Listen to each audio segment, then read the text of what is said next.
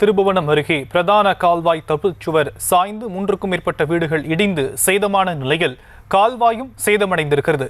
இதுகுறித்து பல முறை அதிகாரிகளிடம் மனு கொடுத்தும் நடவடிக்கை இல்லை என விவசாயிகள் புகார் தெரிவித்திருக்கின்றனர். முதலில் அந்த காட்சிகளை பார்க்கலாம்.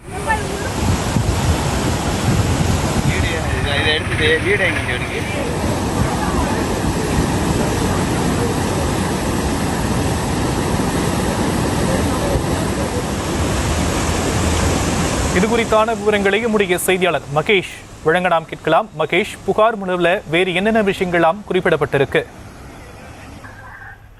கண்டிப்பாக ஷாம், வைகை அணையிலிருந்து சிவகங்கை மாவட்டத்திற்கு 969 கடை அடி நீரானது விவசாய பாசனத்திற்காக தண்ணீர் திறந்து விடப்பட்டு வந்து கொண்டிருக்கிறது.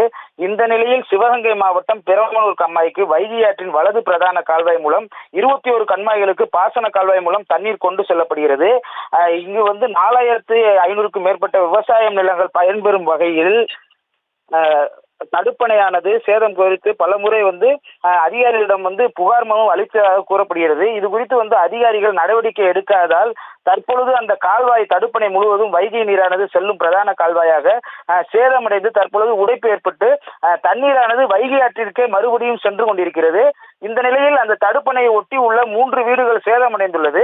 அந்த சம்பவ இடத்திற்கு பொதுப்பணித்துறை அதிகாரிகள் மற்றும் காவல்துறையினர் அந்த தடுப்பணை ஒட்டியுள்ள வீடுகளில் வசிக்கும் மக்களை மாற்று இடத்திற்கு அப்புறப்படுத்தி வருகின்றனர்.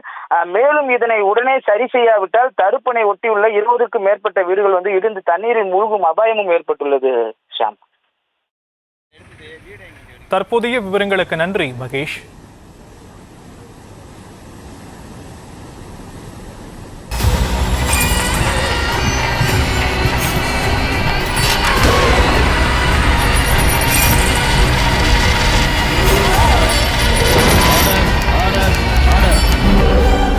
குற்றங்களின் மறுபரிமாணம் நிகழ்தகவு நமது நியூஸ் தமிழ் தொலைக்காட்சியில் விரைவில்.